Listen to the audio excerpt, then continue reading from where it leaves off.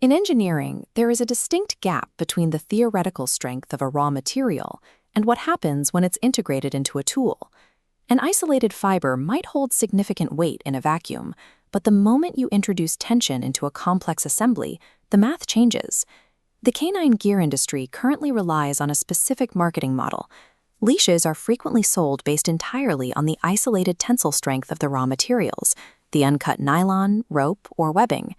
Relying on raw material specs can create a false sense of security. A single strong component does not mathematically guarantee the safety of a completed tool.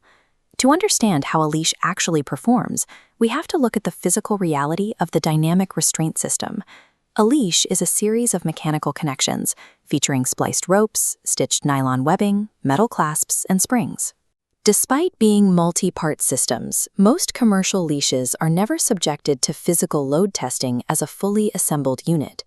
Because the final assembly often bypasses testing, descriptors like heavy-duty remain theoretical. They are adjectives without empirical data to support them. A physical system cannot be judged solely by its strongest part.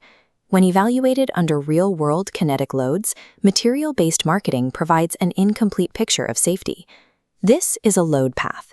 It represents how kinetic energy travels through a physical object when tension is applied. As the diagram shows, force does not distribute evenly across a system.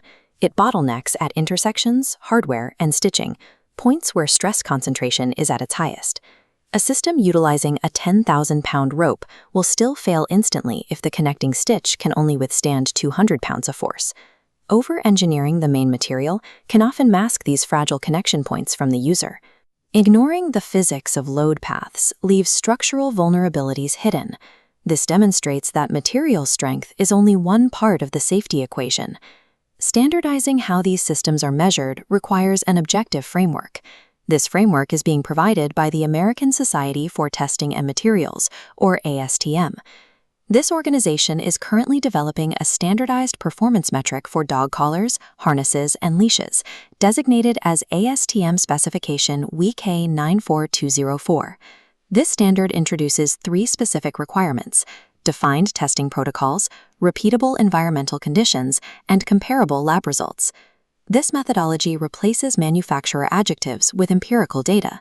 The introduction of WK94204 shifts the baseline of the industry from manufacturer claims to documented physics. When a universal testing standard exists, products that lack full system testing results become harder to verify. This changes the fundamental question a buyer should ask. It moves from "what is this made of" to "how was the complete system tested?" This northbound system was designed to find its absolute breaking point under load as a fully assembled unit. In lab conditions, the verified breaking limit for this specific system was recorded at 6,062 pounds. This data provides a hard ceiling for the system's performance, documenting exactly how much force was required to cause a total failure. When a universal metric exists, manufacturers who skip full system testing can no longer claim parity with those who provide lab results. This moves safety out of the realm of speculation and into documented performance.